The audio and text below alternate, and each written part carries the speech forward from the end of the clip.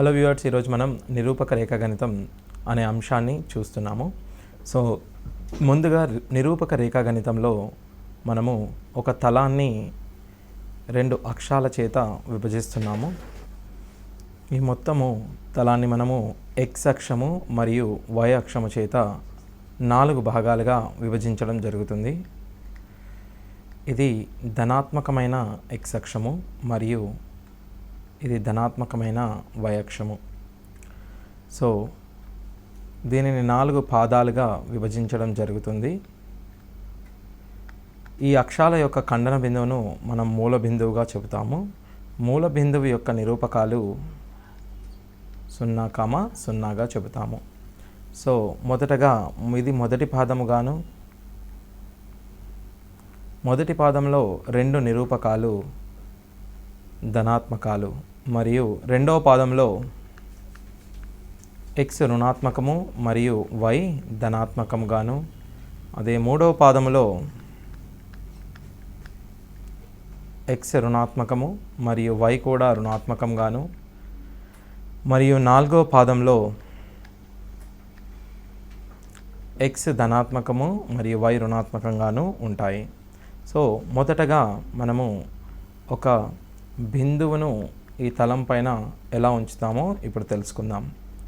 So మొదటగా X access పై గల బిందువులు 1, 2, 3, 4, 5, 6, 7, 8, 9, అలాగే వై అక్షంపై 1, 2, 3, 4. ఇప్పుడు మనం చూసినట్లయితే ఒక బిందువు 3, 2ను మనం లొకేట్ చేయడానికి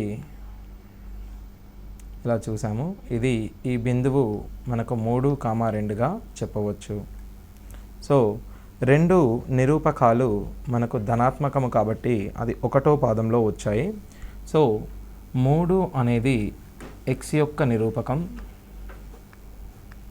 అదేవిధంగా 2 అనేది వై యొక్క నిరూపకం. ఎక్స్ నిరూపకము ఎల్లప్పుడూ వై మరియు బిందువుకు గల మధ్య దూరాన్ని తెలుపుతుంది. అదేవిధంగా వై యొక్క నిరూపకము ఎక్స్ మరియు ఆ బిందువుకు గల ఎక్స్ అక్షానికి మరియు ఆ బిందువుకు గల మధ్య దూరాన్ని తెలుపుతుంది. సో ఈ విధంగా మనము ఈ పాయింట్ని లొకేట్ చేయడం జరిగింది.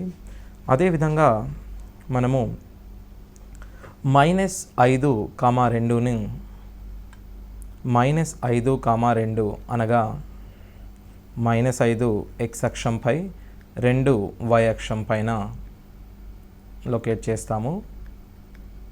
-5, 2 ఈ బిందువుకు మరియు వై అక్షంకు గల దూరాన్ని ఎక్స్ నిరూపకము అనగా -5 తెలియజేస్తుంది. కానీ దూరము ఎల్లప్పుడూ ధనాత్మకమైనందువల్ల మనము దూరాన్ని |-5గా తీసుకోవడం జరుగుతుంది. సో ఈ బిందువుకు మరియు వై అక్షానికి గల మధ్య దూరము 5గాను మరియు ఈ బిందువుకు మరియు ఎక్స్ అక్షానికి గల దూరము 2గాను తీసుకుంటాము. దూరము ఎల్లప్పుడూ ధనాత్మకము. సో అదేవిధంగా ఈ బిందువును ఏ అనుకున్నప్పుడు, ఈ బిందువును బి అనుకున్నప్పుడు ఏ మరియు బి బిందువుల మధ్య దూరము ఇచ్చట 5 యూనిట్లు మరియు 3 యూనిట్లు మొత్తం కలిపితే 8 యూనిట్లుగా మనం చెప్పుకోవచ్చు. సో ఇక్కడ మనం గమనించినట్లయితే ఎక్స్ అక్షము ఏ మరియు బి అనే రేఖ ఎక్స్ అక్షానికి సమాంతరంగా ఉంది అనగా వై నిరూపకాలు వీటిలో సమానము. ఏదేని బిందువులలో వై నిరూపకాలు సమానమైనప్పుడు ఆ రేఖ ఆ బిందువులు ఎక్స్ అక్షానికి సమాంతరంగా ఉండే రేఖ ద్వారా పోతాయి. అదేవిధంగా ఎక్స్ వై నిరూపకాలు సమానమైతే ఆ బిందువులు అడ్డుగీతపై ఉంటాయి. అదేవిధంగా మనం చూసినట్టయితే 3, -5ను మనం లొకేట్ చేసినట్టయితే 3, -5, అదేవిధంగా 3, 7ను మనం లొకేట్ చేసినట్టయితే ఈ 3 బిందువులను మనం చూసినట్టయితే ఈ 3 బిందువులు ఒకే నిలువు రేఖపై ఉన్నాయి. ఈ నిలువు రేఖ అనేది y అక్షానికి సమాంతరంగాను మరియు x అక్షానికి లంబంగాను ఉంది. సో ఇక్కడ మనం గమనించినట్లయితే ఈ బిందువులలో x నిరూపకాలు సమానము, అనగా బిందువులలో x నిరూపకాలు సమానమైనప్పుడు అవి y అక్షానికి సమాంతరంగా ఉండే రేఖపై మరియు అలాగే బిందువులలో y నిరూపకాలు సమానమైనప్పుడు ఆ బిందువులు x అక్షానికి సమాంతరంగా ఉండే రేఖపై ఉంటాయని మనం తెలుసుకున్నాము. సో ఏదైనా బిందువులలో x మరియు y నిరూపకాలు సమానమైనప్పుడు వాటి మధ్య దూరము మనము అతి సులువుగా కనుక్కోవడానికి అవకాశం ఉంటుంది. అదేవిధంగా మనం ఇప్పుడు రెండు బిందువుల యొక్క మధ్య దూరాన్ని కనుగొనే ప్రయత్నం చేద్దాం. x అక్షము మరియు y అక్షము మొదటి పాదాన్ని నేను తీసుకుంటున్నాను. సో వీటి యొక్క ఖండన బిందువును మూల బిందువుగా మనం చెబుతాము. సో ఒక బిందువు A x1, y1 గాను, మరొక బిందువు B x2, y2గా మనం తీసుకుందాం. బిందువు A అనేది x1, y1 గాను, బిందువు B అనేది x2, y2 గాను మనం తీసుకున్నప్పుడు వీటి మధ్య దూరాన్ని మనం కనుక్కునే ప్రయత్నం చేద్దాం. సో వీటి మధ్య దూరాన్ని మనం కనుగొన్నప్పుడు మొదటగా ఈ రేఖలను ఉపయోగించి మనం ఒక త్రిభుజాన్ని ఏర్పరచుకుందాం. సో ఈ త్రిభుజాన్ని కనుక మనం చూసినట్టయితే ఇది ఒక లంబకోణ త్రిభుజము మరియు ఈ బిందువును మనం x2 గాను మరియు ఈ బిందువును మనం x1 గాను, అదేవిధంగా ఈ బిందువును y1 గాను, ఈ బిందువును y2 గాను మనం చెబుతాం. సో ఈ బిందువుల మధ్య దూరాన్ని మనం కనుగొనడానికి ప్రయత్నించినట్లయితే ఈ బిందువుల మధ్య దూరము మూల బిందువు నుండి y2కి గల దూరము y2 మరియు మూల బిందువు నుండి y1కు గల దూరము y1 కాబట్టి సో ఈ మధ్య దూరము y2 మైనస్ y1 గాను మరియు ఇది ఈ బిందువు C అనుకుంటే ACకి గల మధ్య దూరము x2 మైనస్ x1 గాను మనం చెప్తాము. సో ఇప్పుడు మనము పైథాగరస్ సిద్ధాంతాన్ని ఉపయోగించితే కర్ణము స్క్వేర్ ఈజ్ ఈక్వల్స్ టు భుజము స్క్వేర్ మరియు భుజము స్క్వేర్.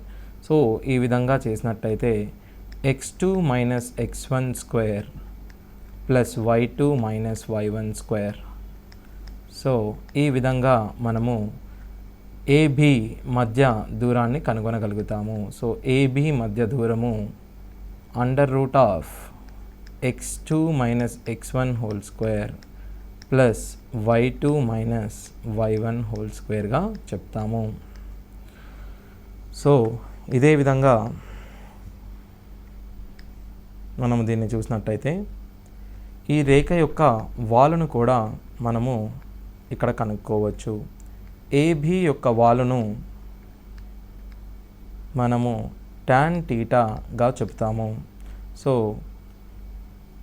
θ అనేది ఆ రేఖ ధనాత్మకమైన x అక్షముతో చేయు కోణాన్ని మనము θగా తీసుకుంటాము. సో AB యొక్క వాలు tan θ అయినప్పుడు tan θని మనము ఎదుటి భుజము బై ఆసన్న భుజంగా చెబుతాము. సో ఎదుటి భుజము బై ఆసన్న భుజము చేసినప్పుడు ఎదుటి భుజాన్ని y2 మైనస్ y1 గాను మరియు ఆసన్న భుజాన్ని x2 మైనస్ x1 గాను మనం చెబుతాము. సో A మరియు B, A x1, y1 మరియు B x2, y2 లను కలుపు రేఖ యొక్క వాలు y2 minus y1 by x2 minus x1గా మనం చెప్పవచ్చు.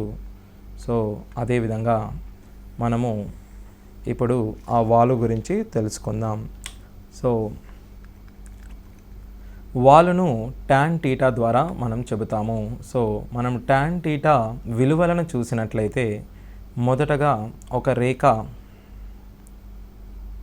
భూమికి సమాంతరంగా ఉన్నప్పుడు ఆ రేఖ చేయు కోణము 0. అదేవిధంగా ఈ రేఖ 45 డిగ్రీల కన్నా తక్కువ కోణం చేస్తున్నప్పుడు మరియు 45 డిగ్రీలు చేస్తున్నప్పుడు, అదేవిధంగా ఆ రేఖ యొక్క చేయు కోణం, ఆ రేఖ ధనాత్మకమైన x అక్షంతో చేయు కోణము 45 మరియు 90ల మధ్య ఉన్నప్పుడు మరియు ఆ రేఖ భూమికి లంబంగా ఉన్నప్పుడు, అదేవిధంగా ఆ రేఖ ధనాత్మకమైన ఎక్స్ అక్షముతో చేయు కోణము అధిక కోణం అయినప్పుడు మనం వాలుని గమనిద్దాం. మొదటగా ఆ రేఖ ధనాత్మకమైన ఎక్స్ అక్షముతో చేయు కోణము 0 అయినప్పుడు ఆ రేఖ యొక్క వాలు 0 అవుతుంది. అనగా క్షితిజ సమాంతరంగా ఉన్న రేఖ యొక్క వాలు ఎప్పుడు కానీ 0 అవుతుంది. అనగా ఎక్స్ అక్షానికి సమాంతరంగా ఉన్న రేఖ వాలు 0గా మనం చెప్పుకోవచ్చు. అదేవిధంగా ఆ రేఖ చేయు కోణము 45 డిగ్రీల కంటే తక్కువగా ఉన్నప్పుడు ఆ రేఖ యొక్క వాలు 1 కంటే తక్కువగా ఉండును. అదేవిధంగా ఆ రేఖ యొక్క కోణము 45 డిగ్రీలు అయినప్పుడు ఆ రేఖ యొక్క వాలు 1గా చెబుతాము. ఎందుకంటే tan 45 యొక్క విలువ 1 కాబట్టి. అదేవిధంగా ఆ రేఖ ధనాత్మకమైన ఎక్స్ అక్షముతో చేయు కోణము 45 డిగ్రీల నుండి 90 డిగ్రీల మధ్య ఉన్నప్పుడు ఆ రేఖ యొక్క వాలు 1 నుండి ఇన్ఫినిటీ మధ్యలో, అనంతం మధ్యలో ఉండునట్లు మనం చెబుతాము. ఒకవేళ ఆ రేఖ భూమికి అనగా ఎక్స్ అక్షానికి లంబంగా ఉన్నప్పుడు ఆ రేఖ ధనాత్మకమైన ఎక్స్ అక్షముతో చేయు కోణము 90 డిగ్రీలు మరియు ఇచ్చట ఆ రేఖ యొక్క వాలు అనిర్వచనీయము. అనగా దానిని మనం ఇన్ఫినిటీగా చెబుతాము. ఒకవేళ రేఖ ధనాత్మకముతో చేయు కోణము 90 డిగ్రీల కంటే ఎక్కువ ఉన్నప్పుడు ఆ రేఖ యొక్క వాలు రుణాత్మకము అగును. ఈ విధంగా మనము రేఖ యొక్క వాలును దాని కోణము ఆధారంగా తెలుసుకున్నాము. అదేవిధంగా మరికొన్ని సందర్భాలలో రేఖల యొక్క వాలును మనం ఇప్పుడు తెలుసుకుందాం. ఎక్స్ అక్షము యొక్క వాలును మనం తెలుసుకుందాం. ఎక్స్ అక్షం యొక్క వాలు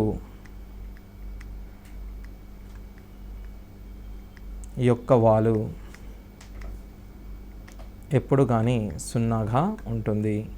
అదేవిధంగా వై అక్షం యొక్క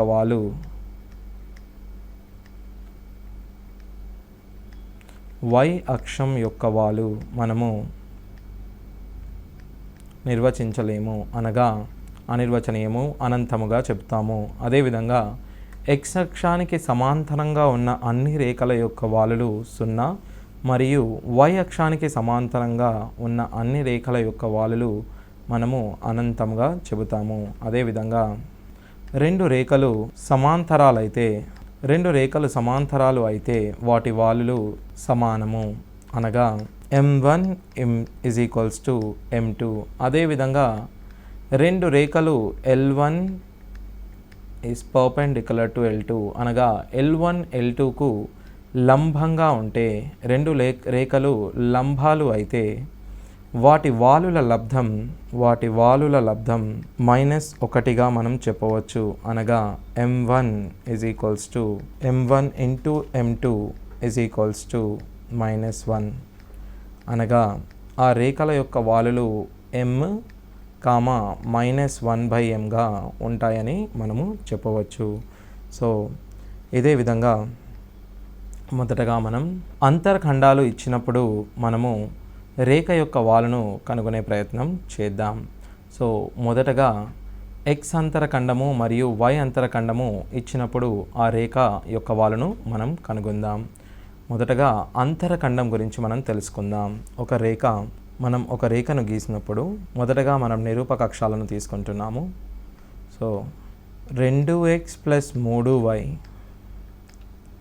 = 6 అనే రేఖను మనము నిరూపక అక్షాలపై గీయదలిచినప్పుడు మొదటగా మనము y = 0ని ఈ రేఖపై ప్రతిక్షేపిద్దాం. అనగా 2x = 6 అన్నప్పుడు x = 3 మనకు వచ్చిన బిందువు 3, 0. అదేవిధంగా మనము x = 0ని ప్రతిక్షేపించినప్పుడు 3y = 6 అనగా y యొక్క విలువ మనం 2గా చెప్పవచ్చు. అనగా 0, 2. ఒకవేళ y అక్షం y నిరూపకము విలువ 0 అయితే ఆ బిందువు x అక్షము పైన మరియు x నిరూపకము విలువ 0 అయితే ఆ బిందువు y అక్షం పైన ఉండును. సో y అక్షముపై ఉండే బిందువు యొక్క x నిరూపకము 0, అదేవిధంగా x అక్షముపై ఉండే బిందువు యొక్క y నిరూపకము 0గా మనం చెప్పవచ్చు. సో ఇది ఈ రేఖ ఖండించే బిందువుల నుండి మూల బిందువుకు గల దూరాన్ని మనము x అక్షంపై చూసినట్లయితే దీనిని x అంతరఖండము అని, అదేవిధంగా y అక్షంపై చూసినట్లయితే దీనిని y అంతరఖండము అని అంటాము. సో x అంతరఖండము అండ్ y అంతరఖండము. x అంతరఖండాన్ని పొందాలంటే మనము y = 0ని ఇచ్చిన సమీకరణంలో ప్రతిక్షేపించాల్సి ఉంటుంది. అదేవిధంగా మనము y అంతరఖండాన్ని పొందదలిచిన మనము ఇచ్చిన సమీకరణంలో x = 0ని ప్రతిక్షేపించవలసి అవసరం ఉంటుంది. సో ఈ విధంగా మనము అంతరఖండాల గురించి తెలుసుకున్నాం. సో అంతరఖండాలు ఇచ్చినప్పుడు x అక్షము మరియు y అక్షము పై బిందువులను గుర్తించి మూల బిందువు నుండి వాటికి మధ్య దూరాన్ని తెలుసుకుందాము. ఇప్పుడు వాటి యొక్క వాలును మనం రాద్దాం. సో మొదటగా అంతరఖండాలు ఇచ్చినప్పుడు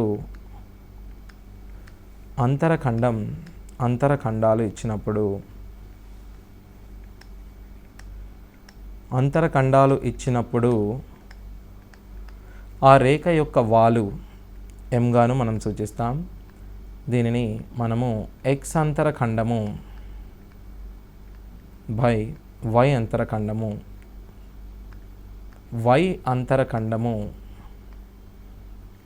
బై x అంతరఖండంగా చెబుతాము. ఇదే విధంగా రెండు బిందువులను ఇచ్చినప్పుడు ఆ రేఖ యొక్క వాలును మనం కనుక్కుందాం. రెండు బిందువులు x1, y1 మరియు x2, y2లు ఇచ్చినప్పుడు ఈ బిందువు యొక్క వాలు y2 - y1గా బై x2 - x1గా ఇంతకుముందే మనం చూసాము. అదేవిధంగా కోణము టీటా ఇచ్చినప్పుడు ఈ టీటా అనే కోణము ఆ రేఖ ధనాత్మకమైన x అక్షముతో చేయు కోణము, వాలు అనేది tan టీటాగా మనం చూసాము. అదేవిధంగా ఒక రేఖ y = ax + b అని ఇచ్చినప్పుడు ఆ రేఖ యొక్క వాలు x యొక్క గుణిజము అవుతుంది, అనగా a అవుతుంది. ఒకవేళ ఆ రేఖ y = ax + b రూపంలో ఉన్నచో ఆ రేఖ యొక్క వాలు aగా మనం తీసుకుంటాము. అదేవిధంగా ఇచ్చిన రేఖ ax + b by + c = 0 అయినప్పుడు ఈ రేఖ యొక్క వాలును మనము -x గుణిజము అనగా -a బై bగా మనం తీసుకుంటాము. సో ఈ విధంగా మనము వాలులను తీసుకోవడం జరుగుతుంది. సో అదేవిధంగా ax + by + c = 0 రేఖకు సమాంతరంగా గల రేఖ సమీకరణాన్ని మనం చూసినట్లయితే దానిని మనం ax + by + c1గా చెప్పుతాము. ఎందుకనగా ఆ రేఖల వాలులు సమానము, అనగా a మరియు x యొక్క గుణిజము మరియు y యొక్క గుణిజాలు సమానము. ఈ రేఖకు లంబంగా ఉండు రేఖ bx - ay + c1 = 0గా మనము చెబుతాము. సో ఈ విధంగా మనము వాళ్ళ గురించి తెలుసుకున్నాము. ఇప్పుడు మనం కొన్ని రేఖల యొక్క సమీకరణాల గురించి తెలుసుకుందాము. మొదటగా x అక్షం యొక్క సమీకరణము.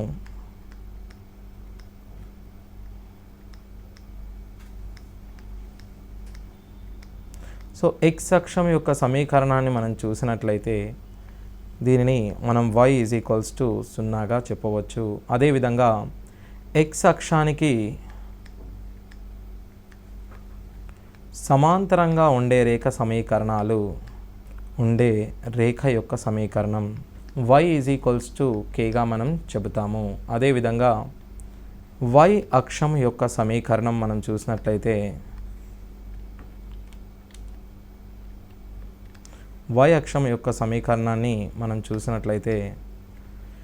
దీనిని మనం y x 0గా చెబుతాము. అదేవిధంగా y అక్షానికి సమాంతరంగా ఉండే రేఖ సమీకరణాన్ని చూసినట్లయితే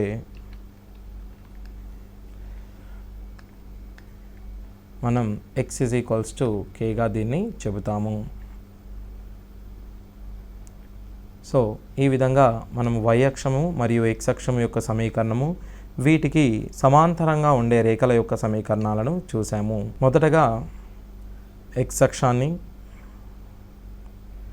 మరియు y అక్షాన్ని తీసుకుందాం. ఇప్పుడు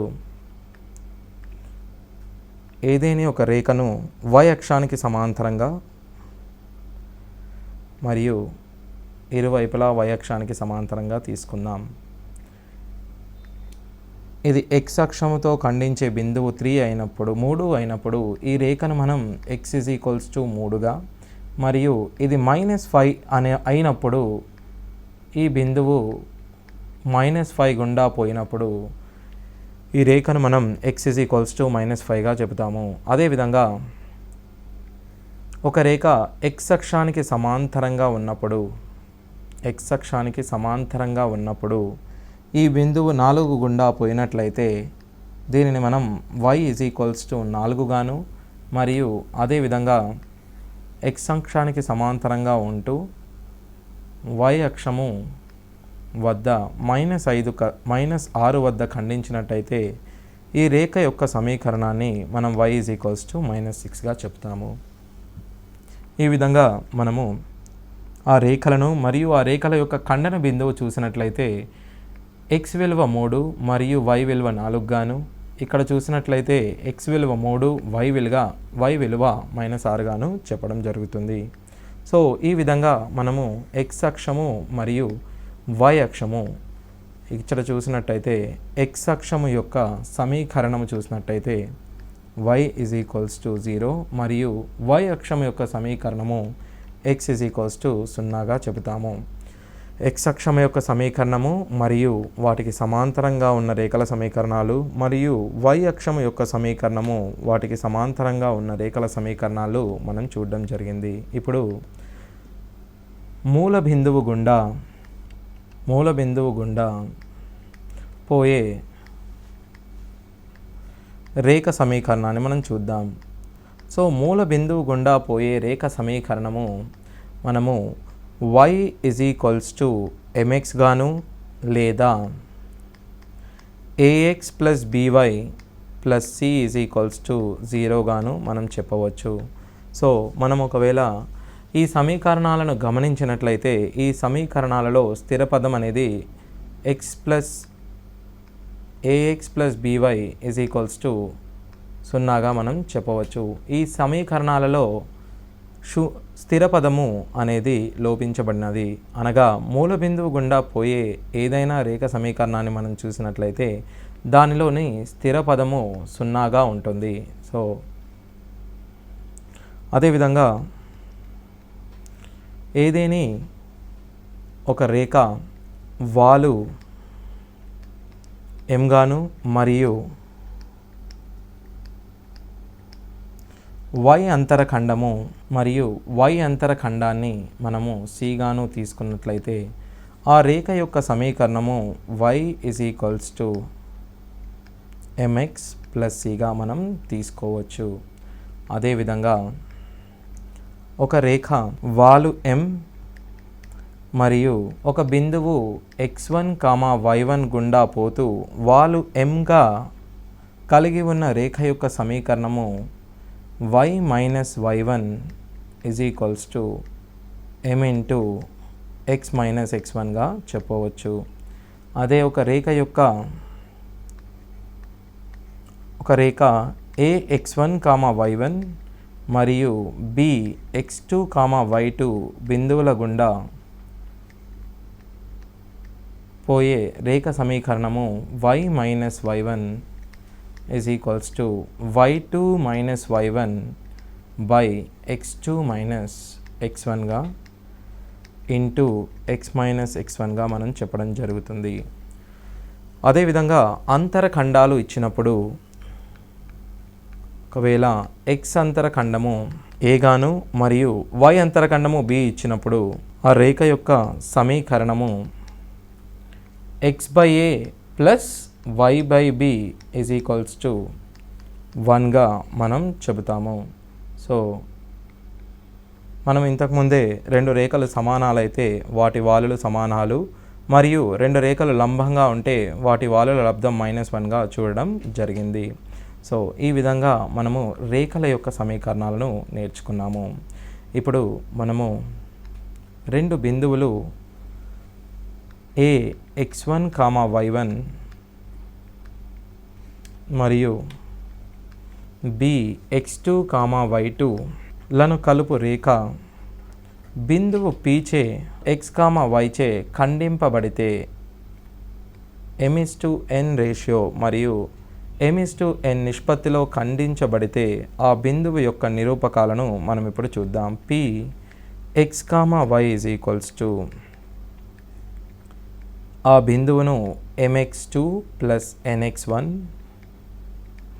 బై m+n గాను, అదేవిధంగా my2 plus ny1 by m+n గాను చెబుతాము. సో ఇచ్చట p బిందువు అనేది మనకు ఈ రేఖను అంతరంగా m:n రేషియోలో విభజించింది. అదే బిందువు బాహ్యంగా m:n రేషియోలో ఈ రేఖను విభజించినట్లయితే మనము ఈ బిందువులను mx2 plus nx1 by m-n, my2 minus ny1 by m-nగా చెబుతాము.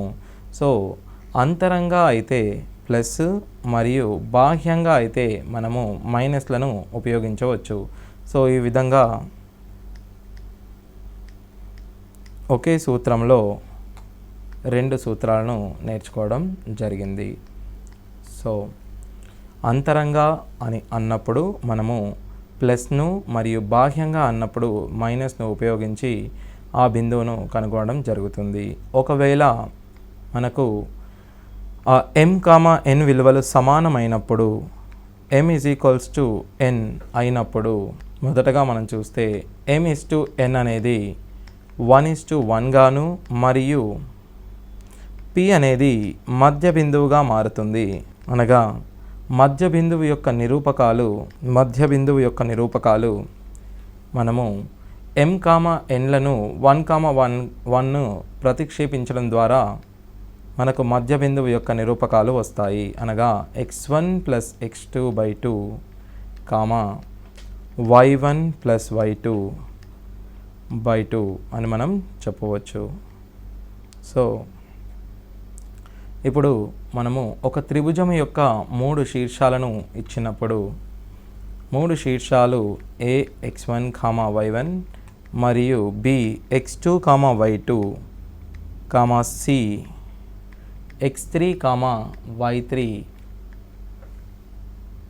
అయినప్పుడు త్రిభుజం యొక్క 3 శీర్షాలు అయినప్పుడు ఆ త్రిభుజం యొక్క గురుత్వ కేంద్రం అనేది అనగా ఆ త్రిభుజం యొక్క సెంట్రాయిడ్ని మనము x1 plus x2 plus x3/3 గాను, అదేవిధంగా y1 plus y2 plus y3/3 గాను చెప్తాము. అదేవిధంగా త్రిభుజం యొక్క 3 శీర్షాలు ఇచ్చినప్పుడు ఆ త్రిభుజము వైశాల్యాన్ని కనుగొనే ప్రయత్నం మనం చేద్దాం. ఆ త్రిభుజం యొక్క వైశాల్యము 1/2 into mod of x1 y2 minus y3 గాను plus x2 into y3 minus y1 y1 గాను, అదేవిధంగా x3 into y1 minus y2 గాను చెప్పడం జరుగుతుంది. ఈ యొక్క వైశాల్యాన్ని మనం కనుగొందాం. మొదటగా దాని వైశాల్యం, ఆ శీర్షాలను మనం ఇక్కడ రాద్దాం. సో శీర్షాలు మొదటగా x1 y1, అదేవిధంగా x2 y2, అదేవిధంగా x3 y3, so on xn yn తరువాత మనము x1 y1లను తిరిగి రాసుకోవడం జరుగుతుంది. ఈ విధంగా చేసినప్పుడు ఇలా వ్యతిరేక దిశలో ఉన్న మూలకాలను మనము గుణించుకోవడం జరుగుతుంది. సో ఇప్పుడు ఈ సూత్రాన్ని మనం ఈ కింది విధంగా రాసుకుందాం. 1/2 into mode of x1 into y2 minus y1 into x2 గాను, అదేవిధంగా x2 into y3 minus y2 into x3 గాను, అలాగే చివరగా xn into y1 minus yn into x1గా రాసుకోవడం జరుగుతుంది. సో ఈ విధంగా n శీర్షాలు గల ఒక బహుభుజి యొక్క వైశాల్యాన్ని మనం సులువుగా కనుగొనవచ్చు. ఇప్పుడు ఒక రేఖ ax plus by plus c is equals to 0 అనే రేఖ నిరూపకాక్షాలచే ఏర్పరచు త్రిభుజ వైశాల్యాన్ని మనం కనుగొందాం. మొదటగా నిరూపకాక్షాలను మనం గీద్దాం. సో ఇది y అక్షము, ఇది x అక్షము. ax plus by plus c is equals to 0 తీసుకున్నట్టయితే మొదటగా ఇందులో మనం x is equals to or else y is equals to 0ను ప్రతిక్షేపించుకుందాం. ax is equals to minus c x is equals to minus c by a గాను, మరియు x is equals to 0 ప్రతిక్షేపిస్తే by is equals to c మరియు y is equals to minus c by b గాను మనం చెప్పడం జరుగుతుంది. అనగా దీని యొక్క x అంతర ఖండాన్ని మనం c బై a గాను, మరియు y అంతర ఖండాన్ని మనం c బై b గాను చెబుతున్నాము. సో x అంతర ఖండము మరియు y అంతర ఖండాలు మనకు త్రిభుజము యొక్క ఈ లంబకోణ త్రిభుజము యొక్క భుజాలుగా మారుతాయి. అనగా ఈ త్రిభుజ వైశాల్యాన్ని మనము లంబకోణ త్రిభుజం యొక్క వైశాల్యం సూత్రం ఉపయోగించి కనుగొనవచ్చు. అనగా 1/2 ఇంటూ భూమి ఇంటూ ఎత్తు, అనగా minus c by a into minus c by b అన్నప్పుడు 1/2 c² బై ab, అనగా ax plus by plus cy ax plus by plus c is equals to 0 రేఖ నిరూపకాక్షాలచే ఏర్పరిచే త్రిభుజ వైశాల్యాన్ని మనము c² బై 2ab చెప్పవచ్చు. అదేవిధంగా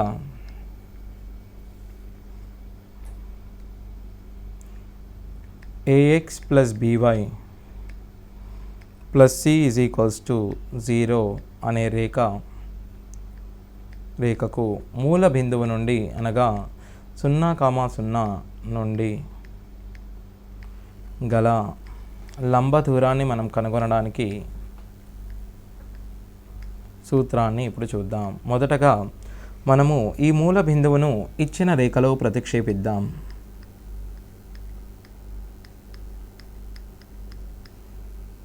బై √a² ప్లస్ b² మనం చెప్పవచ్చు.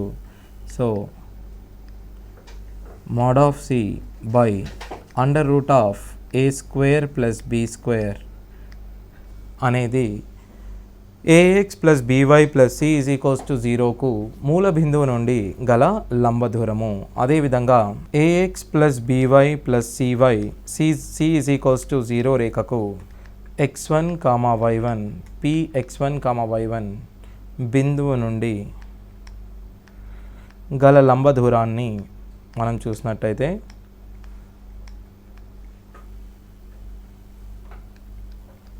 ఆ లంబ దూరము మనము ax1 plus by1 plus c by under root of A square plus b స్క్వేర్గా చెప్పడం జరుగుతుంది. ఈ విధంగా ఈ బిందువు నుండి ఆ రేఖకు గల లంబ దూరాన్ని మనము చెబుతాము. సో ఇదే విధంగా AX plus b y plus C1 = 0 మరియు దీనికి సమాంతరంగా ఉన్న రేఖ a x plus b y plus C2 = 0 అనే రేఖలు సమాంతర రేఖలు. సో ఈ సమాంతర రేఖల మధ్య దూరం మనము C1 - C2 by under root of A square plus B square అనే సూత్రం ఆధారంగా తెలుసుకోవడం జరుగుతుంది. సో ఈ విధంగా మనము నిరూపక జ్యామితిలోని ముఖ్యమైన సూత్రాలను నేర్చుకుందాం. ఇప్పుడు మనము దీనిపై గల ప్రశ్నలను చూద్దాం. మనం ఈ ప్రశ్నను చూద్దాం. 0, -3 అనే బిందువు దేనికి చెందును? 0, -3 అన్నప్పుడు x నిరూపకము 0 అన్నప్పుడు ఆ బిందువు y అక్షంపై ఉంటుంది. సో y =-3 కాబట్టి అది రుణాత్మకమైన y అక్షంపై ఉంటుంది. సో మన జవాబు రుణాత్మకమైన y అక్షము. అదేవిధంగా 2, 3 మరియు 5, 7 బిందువుల మధ్య దూరము ఎంత? సో 2, 3 మరియు 5, 7 బిందువుల మధ్య దూరాన్ని తీసినట్టయితే మొదటగా 2, 3 మరియు 5, 7 దీన్ని మనం x1 y1 గాను దీనిని x2 y2 గాను చూసినట్టయితే ఈ బిందువుల మధ్య దూరము x2 - x1 హోల్ స్క్వేర్ అనగా 5 - 2 హోల్ స్క్వేర్ ప్లస్ అదేవిధంగా y2 - y1 whole square. So దీన్ని మనము 3 స్క్వేర్ ప్లస్ 4 స్క్వేర్ అనగా 9 + 16 25గా చెప్పవచ్చు. అనగా 25 యొక్క వర్గమూలము 5 కావున ఈ బిందువుల మధ్య దూరాన్ని మనము 5గా చెబుతాము. అదేవిధంగా y అక్షము నుండి -5, 7 బిందువుకు గల మధ్య దూరము ఎంత? మొదటగా మనము ఈ బిందువును చూసినట్టయితే x1, y1 అనే బిందువు అనుకుందాం. సో ఈ బిందువు నుండి y అక్షానికి గల మధ్య దూరము y అక్షానికి గల మధ్య దూరం మొదటగా చెప్పుకున్నప్పుడు మనం mod ఆఫ్ x1 అనేది చెప్పాము. సో ఆ విధంగా y అక్షానికి మరియు ఆ ఇచ్చిన బిందువుకి గల మధ్య దూరము x నిరూపకము సూచిస్తుంది. సో x నిరూపకము రుణాత్మకము అయినందున మనము mod తీసుకోవడం జరుగుతుంది. సో mod ఆఫ్ -5 5గా మనం చెబుతాము. సో ఇక్కడ మనము -5 అనే ఆప్షను మరియు -7 అనే ఆప్షన్ను చూడగానే మనము ఎలిమినేట్ చేసే అవకాశం ఉంటుంది. ఎందుకనగా దూరము ఎప్పుడు ధనాత్మకంలో మాత్రమే ఉంటుంది కాబట్టి మనము 5 మరియు 7లో నుంచి ఏదో ఒకటి ఎన్నుకోవాల్సి ఉంటుంది. సో ఈ విధంగా మనము 2 ఆప్షన్లను చూడడం ద్వారా ఈజీగా ఎలిమినేట్ చేయవచ్చు. సో అదేవిధంగా ఒక సరళ రేఖ ధనాత్మకమైన x అక్షముతో 45 డిగ్రీల కోణంతో ఉన్నది అయినా ఆ సరళ రేఖ యొక్క వాలు మనము ముందుగా చెప్పుకున్నట్లుగా సరళ రేఖ యొక్క వాలు ఆ రేఖ చేయు కోణంపై ఆధారపడి ఉంటుంది. సో కోణం ఇచ్చినప్పుడు ఆ సరళ రేఖ యొక్క వాలు tan θగా మనం చెబుతాము. సో tan θ అన్నప్పుడు tan 45 అనగా 1గా మనం చెబుతాము. సో మరియు 5, 12 మరియు -7, 8 బిందువుల గుండా పోవుచున్న సరళ రేఖ యొక్క వాలు ఎంత? సో ఈ సరళ రేఖ యొక్క వాలును రెండు బిందువులు ఇచ్చినప్పుడు ఆ రేఖ యొక్క వాలును మనం y2 minus y1 by x2 minus x1గా చెబుతాము. సో ఈ రేఖను చూసినట్టయితే x1 y1 కామా ఈ బిందువులు x2 y2లుగా మనం గుర్తించవచ్చు. అనగా 8 మైనస్ 12 మరియు -7 - 5 అనగా -4 బై -12 అనగా 1/3గా మనం చెప్పవచ్చు. సో ఈ విధంగా ఈ బిందువుల గుండా పోవు సరళ రేఖ యొక్క వాలును 1/3గా మనం చెబుతాము. సో ఇప్పుడు మనం మరొక ప్రశ్నను చూద్దాం. ఒక సరళ రేఖ సమీకరణము x = a అయితే x అక్షానికి ఆ సరళ రేఖ యొక్క దిశను మనం చూద్దాం. సో x = a అనే రేఖ దీనిలో y అనే మూలకము లేనందున x = a అనే రేఖ మనము y అక్షానికి సమాంతరంగా ఉందని చెబుతాము. మొదటగా దీన్ని చూసినట్టయితే ఈ రేఖ దీనిని x = 0 గాను ఇది a కావున ఈ రేఖ x = a గా చెబుతాము. సో తప్పనిసరిగా ఈ రేఖ x = a మరియు ఇది y అక్షానికి సమాంతరంగా ఉంటూ a, b బిందువు గుండా పోతుంది. సో మనకు సరైన జవాబు y అక్షానికి సమాంతరంగా ఉండి a, b బిందువు గుండా పోయే రేఖ యొక్క సమీకరణము అని చెప్పవచ్చు. అదేవిధంగా మనకు y = a ఇచ్చినట్లయితే ఈ రేఖ x అక్షానికి సమాంతరంగా ఉండి మరియు b,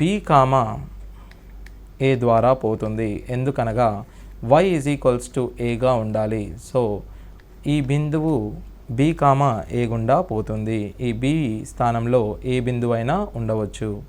అదేవిధంగా మరియు మరొక ప్రశ్నను చూద్దాం. మూల బిందువు గుండా పోవుచున్న సరళ రేఖ వాలు 4/5 అయిన ఆ సరళ రేఖ సమీకరణాన్ని కనుగొనము. సో మూల బిందువు గుండా పోయే రేఖ యొక్క సమీకరణము y = mxగా మనం చెప్పవచ్చు.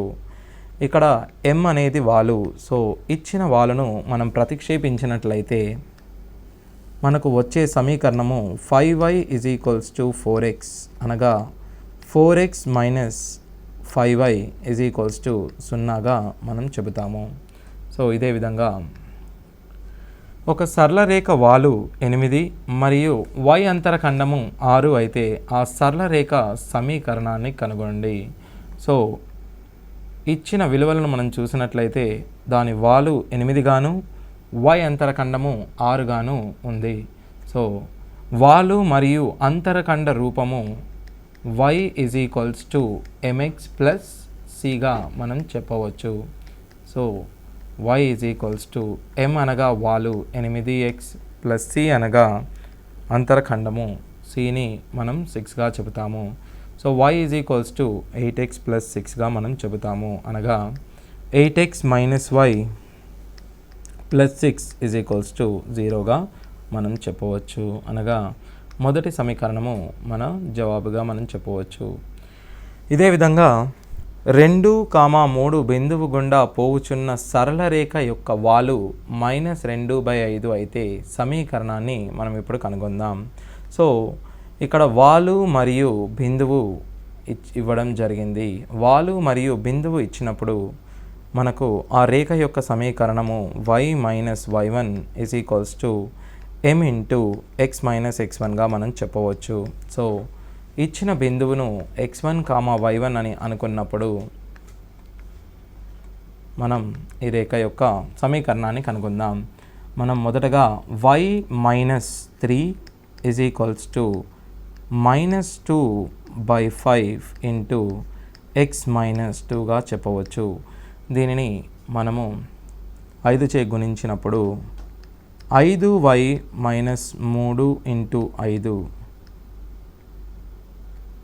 ×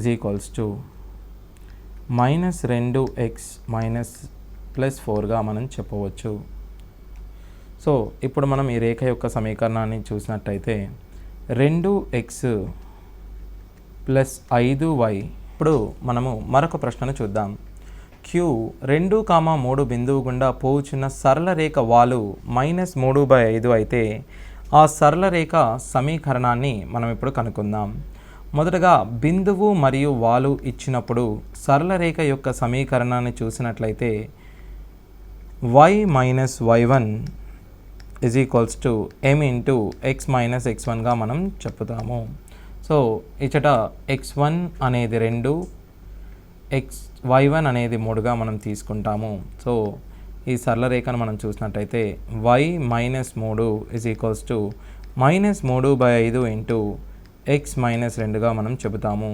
సో ఇది 5 చే మనం గుణించినప్పుడు 5y minus 15 is equals to -3x plus 6గా మనం చెబుతాము. సో ఇక్కడ మనం దీన్ని చూసినట్లయితే 3xని ఇటువైపు మనం తెచ్చుకున్నట్లయితే 3x plus 5y minus 21 is equals to 0గా మనం చెప్పవచ్చు. సో ఈ విధంగా ఇచ్చిన సమీకరణాన్ని మనం సాధించడం జరిగింది. సో అదేవిధంగా ఇప్పుడు మనం మరొక ప్రశ్నను చూద్దాం. ఒక సరళ రేఖ x అంతర ఖండము 2 మరియు y అంతర ఖండము 5 అయిన ఆ సరళ రేఖ సమీకరణం కనుగొనము. సో మొదటగా అంతర ఖండాలు ఇవ్వడం జరిగింది. అంతరఖండ రూపము x/a plus y/b is equals to 1గా మనం చెప్పడం జరుగుతుంది. ఇచ్చట x అంతరఖండము 2 గాను మరియు y అంతరఖండము 5 గాను ఇజ్ ఈక్వల్స్ టు 1 తీసుకున్నప్పుడు 5x plus 2y is equals to 10గా మనం చెబుతాము. సో ఈ విధంగా మనము ఈ సరళ రేఖ యొక్క సమీకరణాన్ని కనుక్కున్నాము. సో ఆ సరళ రేఖ సమీకరణము 5x plus 2y is equals to 10. ఇదే విధంగా 2x plus 3y minus 7 is equals to 0 సరళ రేఖ యొక్క వాలు మరియు y అంతర ఖండాలు వరుసగా మనకు వాలు మరియు y అంతర ఖండము రూపాన్ని చూసినప్పుడు y is equals to mx plus cగా చెబుతాము. ఈ ఇచ్చిన సమీకరణాన్ని y is equals to mx plus రూపంలో రాసుకోవడానికి మనం ప్రయత్నించినప్పుడు 3y is equals to -2x plus 7 గాను మరియు y is equals to -2/3 into x plus 7/3గా మనం చెప్పుకోవచ్చు. ఒకటవ సమీకరణాన్ని మనం రెండవ సమీకరణంచే పోల్చినప్పుడు వాలు విలువ -2/3 గాను మరియు y అంతర ఖండం యొక్క విలువ 7/3 గాను మనం చెప్పవచ్చు. లేదా మనము వాలును -a/bగా అనగా వాలును -a/b గాను మరియు y అంతర ఖండము అనగా ఇచ్చిన సమీకరణంలో x ఇజ్ ఈక్వల్స్ టు 0ను ప్రతిక్షేపిద్దాం. x ఇజ్ ఈక్వల్స్ టు 0ను ప్రతిక్షేపించినప్పుడు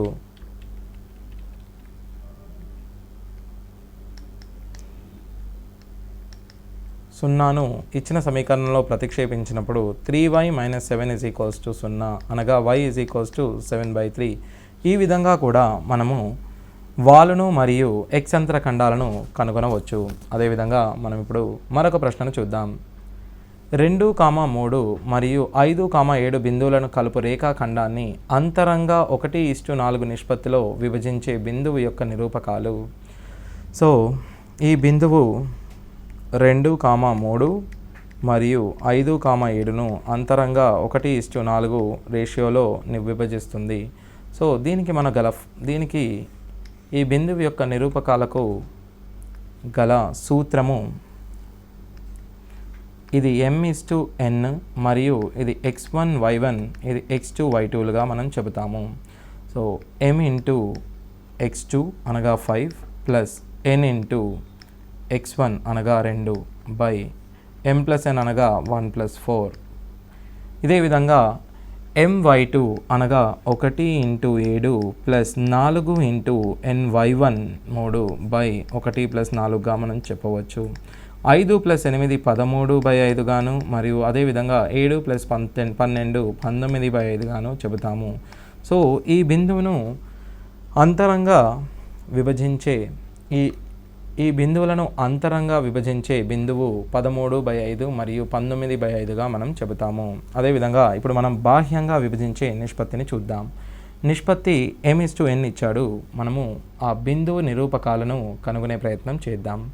సో మనం ఇంతకు ముందుగా చూసినట్లయితే అది అంతరంగా విభజిస్తుంది. అప్పుడు మనం మధ్యలో ప్లస్ని తీసుకోవడం జరిగింది. ఇది బాహ్యంగా విభజిస్తున్నందువలన మనం మధ్యలో మైనస్ తీసుకోవాలి. అనగా ఇచ్చిన బిందువులు x1 y1లు, ఇది x2 y2లు గాను మరియు m/n తీసుకున్నప్పుడు బాహ్యంగా విభజించే బిందువు యొక్క సూత్రము mx2 - nx1/m-n, అదేవిధంగా my2 - ny1/m-nగా మనం చెప్పవచ్చు. ఈ బిందువులలో వీటిని ప్రతిక్షేపించినప్పుడు m అనేది 1, x2 అనగా 3, n అనేది 2 మరియు x1 అనగా -1 గాను (1 - 2). ఇప్పుడు మనము y నిరూపకాన్ని చూసినట్టయితే m అనేది 1, y2 అనేది 4 x నిరూపకము 2 ఇంటూ y1 అనగా 1 (1 - 2). దీన్ని చూసినట్టయితే 1 3 + 2 5 గాను 5/-1, 4 - 2ను 2/-1 అనగా -5/-2 అనే బిందువు ఈ రెండు బిందువులను బాహ్యంగా విభజిస్తుంది. ఈ విధంగా మనము ఈ బిందువును కనుగొనడం జరిగింది. సో అదేవిధంగా 1 1 2 3 మరియు 4 5 బిందువులచే ఏర్పడే త్రిభుజ వైశాల్యాన్ని మనం కనుగొందాం. సో త్రిభుజ వైశాల్యాన్ని కనుగొనే ముందు దానికి సంబంధించిన సూత్రాన్ని మనం రాద్దాం. 1 1 2 3 4 5 మరియు 1 1 మనం రాసుకున్నట్లయితే 1/2 ఇంటూ మనము దీన్ని ముందుగా ఇలా గుణించుకుందాం. 3 - 2ను మనం 3 - 2 గాను మరియు 10 - 12 అదేవిధంగా 4 - 5 గాను రాసుకుందాం. సో 1/2 3 - 2 అనగా 1 -2 -1 అనగా 1/2 ఇంటూ 2 వచ్చిన వైశాల్యము ఒక చదరపు యూనిట్గా మనం చెప్పవచ్చు. సో ఈ ప్రశ్నలో గనక మనం చూసినట్లయితే -1ని మనం ఆప్షన్లో నుంచి తొలగించే అవకాశం ఉంటుంది. ఎందుకనగా వైశాల్యం ఎల్లప్పుడూ మనకు ధనాత్మకంగా ఉంటుంది. ఇప్పుడు మనం 4x + 3y - 12 అనే సరళ రేఖ నిరూపకక్షాలచే త్రిభుజంని ఏర్పరిచినప్పుడు ఆ త్రిభుజ వైశాల్యము ముందుగా మనం చూసినట్టయితే ax + by + c 0 రేఖ నిరూపకక్షాలచే ఏర్పరిచే త్రిభుజ వైశాల్యము మనము c²/2ab చూసాము. సో ఇందులో a విలువ 4, b విలువ 3, c విలువ 12గా మనం చెప్పవచ్చు. ఈ సూత్రంలో ప్రతిక్షేపించినట్లయితే 12 × 12/2 × 4 × 3గా మనం చెప్పవచ్చు. సో c² అనగా ఇది ధనాత్మకము. 12 12 మరియు 12/2ను 6గా మనం చెప్పవచ్చు. సో 6 చదరపు యూనిట్లుగా మనం చెబుతాము. చివరగా సరళ రేఖలు సమాంతరంగా ఉంటే వాటి యొక్క k విలువ, రెండు రేఖలు సమాంతరంగా ఉన్నచో వాటి యొక్క వాలులు సమానము. మొదటి రేఖ యొక్క వాలు -a/b అనగా -1/k-1.